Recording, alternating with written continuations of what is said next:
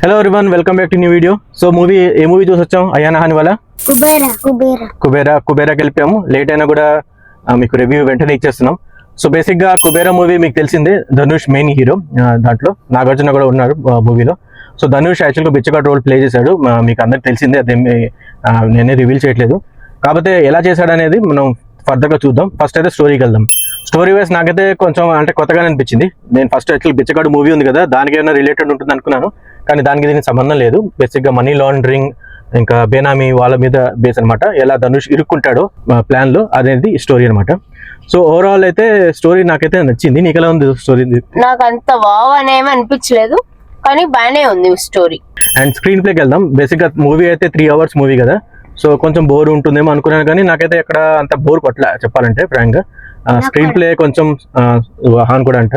So screen play బాగానే fast అని చెప్పను, కాకపోతే బోర్ కొట్టకుండా ఓవరాల్గా గ్రిప్పింగ్ గానే ఉంది స్క్రీన్ ప్లే ఇస్ గుడ్. నాకు కూడా నచ్చింది. కొంచెం అంటే కొంచెం డిఫరెంట్ గా ఉంటే బాగుంటుంది అనిపించింది, కానీ గ్రిప్పింగ్ అది మాత్రం. కాకపోతే ఒకటే తప్పుంటే ఏంటంటే కొంచెం తగ్గించవచ్చు కావాలంటే.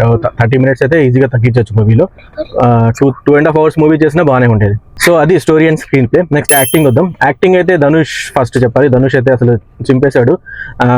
అంటే మరీ నేను నేషనల్ అవార్డు లెవెల్ అని చెప్పట్లేదు, ఎందుకంటే ఇంతకుముందు ధనుష్ చాలా బాగా చేశాడు అసురంలో కానీ వాటిలో. కానీ దీంట్లో ఏంటంటే యాక్చువల్గా బిచ్చగాడు లాగానే ఉన్నాడు అనమాట ధనుష్. యాక్చువల్గా ధనుష్ అనేది కనిపించలేదు, మొత్తం బిచ్చగాడు. యాక్చువల్ గా ఫస్ట్ చూసినప్పుడు అయితే రికగ్నైజ్ చేయలేదు ధనుష్ ని. అంటే నేను ట్రైలర్ కూడా చూడకుండా వెళ్ళాను కాబట్టి ఎవరున్నారు అన్నది కూడా నాకు ఐడియా లేదు.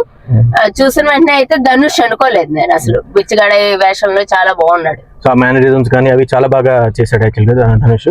అండ్ నెక్స్ట్ నాగార్జున కూడా యాక్చువల్గా చెప్పాలంటే హ్యాట్స్ ఆఫ్. ఎందుకంటే పెద్ద యాక్టర్ అయినా కూడా ఇలాంటి రోల్ ఒప్పుకున్నాడు నాగార్జున. ఇది యాక్చువల్గా ఎవరైనా సపోర్టింగ్ యాక్టర్ ఎవరైనా చేయొచ్చు ఇలాంటి రోల్, కానీ ఒక పెద్ద యాక్టర్ కూడా ఒప్పుకున్నాడు అంటే నిజంగానే hats off to Nagarjuna. Nagarjuna కూడా బాగా చేశాడు యాక్చువల్గా. ఇంతకు ముందు నాగార్జున చిన్నప్పుడు ఇలాంటి రోల్స్ చేసి, అంటే ఇప్పుడైతే హీరోనే కదా, ఇప్పుడైతే హీరోనే చేస్తున్నావు కాబట్టి కొంచెం నెగిటివ్ టచ్ ఉంది రోల్. చిన్నప్పుడు చేసినట్టున్నాడు, కానీ నాకు ఇందులో సెట్ అయ్యాడు, బాగానే సెట్ అయ్యాడు.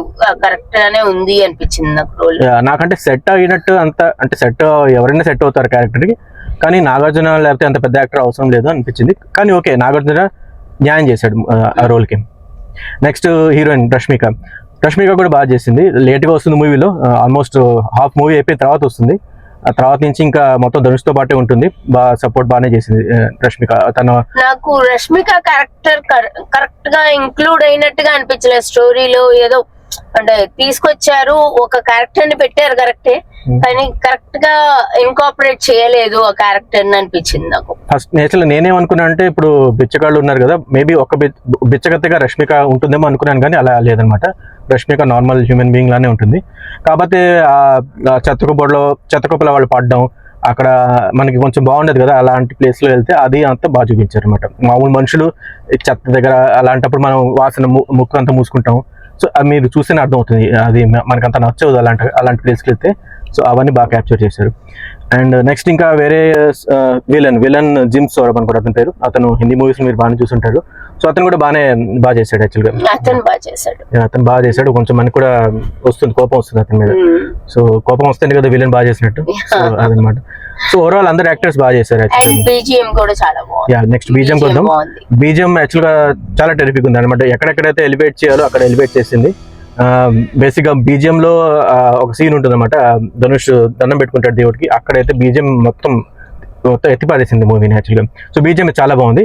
అండ్ బీజిఎం ఒక సాంగ్ లోంచి కూడా వస్తుంది అనమాట, ఒకటే సాంగ్. అదేం సాంగ్ అంటే వెళ్ళిరామామ సాంగ్. 2 songs ఉన్నాయి బేసిక్గా, పెద్ద మెయిన్ సాంగ్స్, మిగతావన్నీ స్మాల్ సాంగ్స్. 2 songs, వెళ్ళిరామామ ఒకటి, నాది.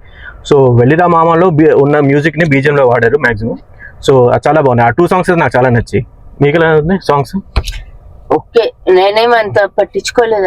మేబీ నువ్వు ఫస్ట్ టైం వినుంటావు కాబట్టి తర్వాత వింటుంటే బాగుంటుందేమో. అయ్యా చెప్తున్నావా? సాంగ్స్ ఎలా ఉన్నాయి మీకు? సాంగ్స్ నచ్చాయా? 3 సాంగ్స్ కి. ఇంకా ఎండింగ్ లో ఒక ఫైటింగ్ వస్తుంది, దానికి 2 ఇస్తున్నా. రేటింగ్ తర్వాత ఇద్దుగానే, ముందు సాంగ్స్ ఎలా ఉన్నాయి మీకు? 3 సాంగ్స్ బాగున్నాయా బాగాలేదా? బాగున్నాయి. బాగున్నాయా? ఓకే. సో ఓవరాల్ అయితే నాకైతే ఉన్నవి 2 సాంగ్స్, అది బెటర్, అది బెస్ట్ అనమాట మూవీలో. ఎందుకంటే ఎక్కువ సాంగ్స్ ఉంటే మనకి మూవీ మొత్తం పాడు చేస్తుంది. ఇంత పెద్ద మూవీలో సాంగ్స్ ఎక్కువ ఉంటే మనం జనరల్గా ఎక్స్పెక్ట్ చేస్తాం, కానీ 3 అవర్స్ మూవీలో కూడా 2 సాంగ్సే పెట్టారు. 2 సాంగ్స్ ఉండడం వల్లనే నాకు అది గ్రిప్పింగ్ గా అనిపించింది. లేకపోతే అంటే పాటలు వస్తే డిస్ట్రాక్షన్ అదే బేసిక్ గా. సో అందుకే గ్రిప్పింగ్ ఉంది. కరెక్ట్. నెక్స్ట్ మనం లాస్ట్ డైరెక్టర్ చెప్పకపోతే ఎలాగా, శేఖర్ కమ్ముల నేను మంచి ఫ్యాన్ని. ఇంతకుముందు మూవీ లవ్ స్టోరీ నాకు అంత నచ్చలేదు, కానీ దాని ముందు ఫిదా, ఇంకా చాలా మూవీస్ మీరు చూసే ఉంటారు. సో ఫిదా మూవీ అయితే చాలా పెద్ద హిట్ అయింది. సో ఈ మూవీ టోటలీ డిఫరెంట్ తన జానర్. యాక్చువల్గా చెప్పాలంటే ఈ జానర్ కూడా మనం ఏంటో చెప్పలేము. యాక్చువల్గా ఇది క్రైమా, లేకపోతే యాక్షనా, లేకపోతే కామెడీయా, అన్ని మిక్స్ ఉంటాయి ఈ మూవీలో. సో ఒక జానర్ అని చెప్పలేము దీన్ని. సో తను డిఫరెంట్ జానర్ సెలెక్ట్ చేసుకున్నాడు, డిఫరెంట్ ఆల్ టుగెదర్. తన లైఫ్లో ఎప్పుడు చేయాలి, మ్యాక్సిమం తను చేసేది లవ్ స్టోరీస్ ఉంటాయి కదా. సో తను కొంచెం డిఫరెంట్గా, పొలిటికల్ డ్రామా కూడా కాదు ఇది. సో మొత్తం డిఫరెంట్ ఇది. సో తను డిఫరెంట్గా చేశాడు, డైరెక్షన్ చాలా బాగా చేశాడు, తను రాసుకున్న స్క్రీన్ ప్లే చాలా బాగుంది. అండ్ ఒక సీన్ అయితే నాకు చాలా బాగా నచ్చింది. ఏదంటే మన జనరల్గా మనం ఏదైనా బిచ్చగాళ్ళు మన దగ్గర వస్తే మనం పక్కకి వెళ్ళిపోతాం, లేకపోతే వాళ్ళని వెళ్ళిపోమంటాం పక్కకి. ఈ మూవీలో ఏంటంటే ధనుష్ బిచ్చగాళ్ళ దగ్గరికి వస్తే బిచ్చగాళ్ళందరూ పక్కకి వెళ్ళిపోతారు. అది ఎందుకు వెళ్ళిపోతారు మీరు మూవీలో చూడండి. మీకు మీరు ఆ సీన్ ఎక్కడ ఉందో కూడా మీరు కనుక్కుంటే నాకు చెప్పండి కమెంట్స్లో. అది నాకైతే చాలా నచ్చింది ఆ సీను. సో అది ఓవరాల్గా అదనమాట మా రివ్యూ టోటల్గా. సో ఇప్పుడు ఫైనల్గా మనం రేటింగ్ వెళ్ళిపోదాం. సో రేటింగ్ వైజ్ నువ్వు ఎంత ఇస్తావు చెప్తే? నేను 2.5 to 3 ఇస్తాను. So 2.5 to 3. నువ్వెంత అహాన్? నువ్వెంత ఇస్తావు? Out of 5. 5 out of 5. నువ్వు 4.4 out of 5. 4.4 out of 5 అంటే. సో నేను ఇచ్చేది 4 out of 5. సో మా ముగ్గురికి నచ్చింది, దీప్తికి అంత నచ్చలేదు. సో ఓవరాల్గా మీరు 4.5 అన్నది. సో మీరు యావరేజ్ మాది అనుకోండి, సారీ 4 అది 4 out of 5. సో యావరేజ్ అనుకోండి 3.75 out of 5 అనుకోండి మా అందరికి కలిపి. ఒక రీజన్ కోసం అలా నచ్చింది. ఏమిటా మెయిన్ రీజన్? ఫైటింగ్.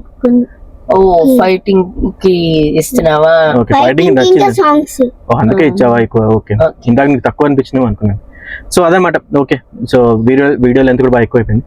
సో అదనమాట మా రివ్యూ. సో మళ్ళీ నెక్స్ట్ వీడియోలో వద్దాం, నెక్స్ట్ న్యూ మూవీతో. See you. బాయ్. బాయ్.